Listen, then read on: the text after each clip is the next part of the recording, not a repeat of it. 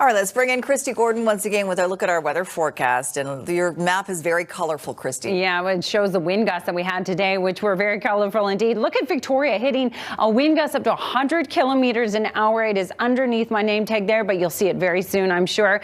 It's a westerly winds there. It really was those later day winds coming out of the northwest that were strongest. The strongest wind gust for our region, it was up to about 70 kilometers an hour. As I mentioned, we are anticipating the worst of the winds to now be over, but we'll still see some strong winds, 50 to 60 kilometers an hour. And it was very blustery all across the province today, where we had numerous areas under a wind warning. All areas, though, have now ended in terms of that wind warning, except for Metro Vancouver. And I want to point out that we have a water spout watch in effect for the area between Metro Vancouver and Vancouver Island. None reported as of yet, but that potential is there.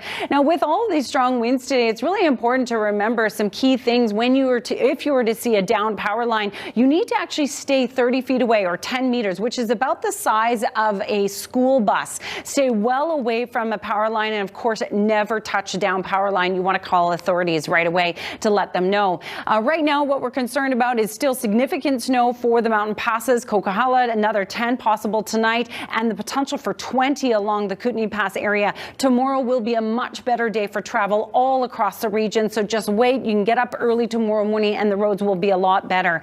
Northwest portions of BC, though, will see periods of rain tomorrow, but all other areas a clearing trend. Temperatures will remain cool. Look at Valemount, a high of only 1 degree, for example, but overall brighter skies, not only tomorrow, Sophie, but over the next couple of days. Tomorrow will be blustery. We don't have any wind warnings in play for tomorrow, but just slightly below wind warning criteria, but certainly blustery indeed. It does look like it'll be a wet weekend at this point, at least for the start. Back to you. Okay, thanks, Kristi. Meteorologist Kristi Gordon. Now, Kristi, what's key for people to know going into the evening? Well, the worst is definitely over, Sophie, but we still are anticipating strong winds. I just want to quickly show you the peak wind gusts. Victoria reaching 100 kilometers an hour. Point Atkinson, 106 kilometers an hour. Incredible, really. And out through the Metro Vancouver region, 77.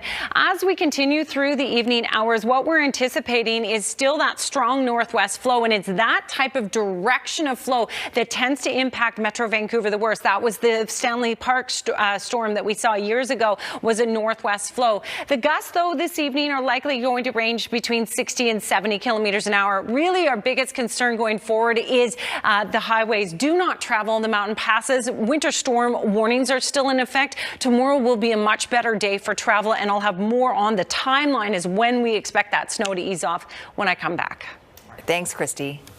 Tickets will be sold online only starting Friday at noon. Mark it down on your calendars. They'll go fast.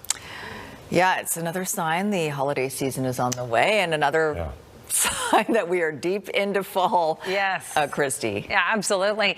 Look at these people, though, out in Ambleside taking advantage of the winds. Not able to see anyone actually capturing a wave right in this video, but I'm sure they were. Thank you to Kristi Murphy for sharing that video with us. That is Dan Murphy's wife. Yes, thanks so much, Kristi.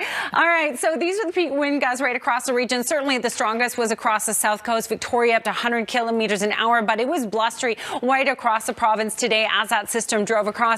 All wind warnings now have ended, but there is a water spout watch in effect between Metro Vancouver and Vancouver Island, between Nanaimo and Victoria. None reported at this time, but a heads up on that if you are boating. I had a look at BC ferries. So far, there's a number of BC ferry routes that are still going this evening, so they haven't been too impacted. Some power safety tips for you. Remember, if you were to come across a down power line, you actually need to stay 30 feet away from it, 10 meters.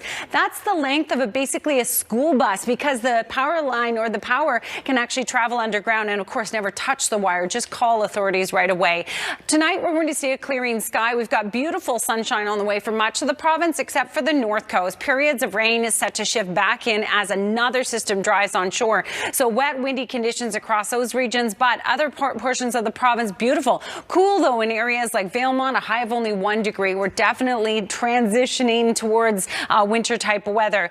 nice bright day for our region. It will be blustery still overnight, although as I mentioned, the wind warning has now ended, but we still could see gusts 50 to 60 kilometers an hour. There you go, though, nice and bright for the next few days. It's not until Friday that we're anticipating rainfall once again. All right, tonight's Central Windows weather window is coming to you from James Bay, Victoria, of course, a perfect spot to be watching the waves and the winds in this type of storm.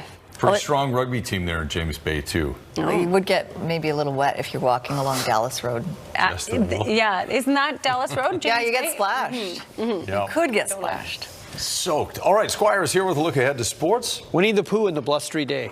Was that your favorite childhood book? Well, I just remember it. Yeah. Anytime it's windy, so I always think about You that. pull it off the library book. I do. I pull it off, I read it, and I wish they would have made it into a movie. Each piece costs just $20 and is available for purchase online. Robertson is also working with local charities to sell the fobs as part of their fundraising efforts.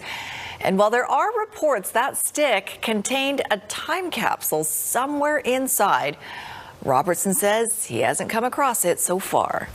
He's still got a long way to go, though. Yeah. Thousands more of those fobs to make. That was originally at Expo 86. That's right. That stick, yeah. Yep. I can't remember where it was, but it was originally at Expo 86. It's outside the Canada Pavilion, I think. I think the Canadian government commissioned it. Yeah. Yeah. That makes sense. Yeah. Wild. Well, It's neat that he saved some tape as well. I was thinking, like, who taped that stick? You know how long it takes to tape a stick?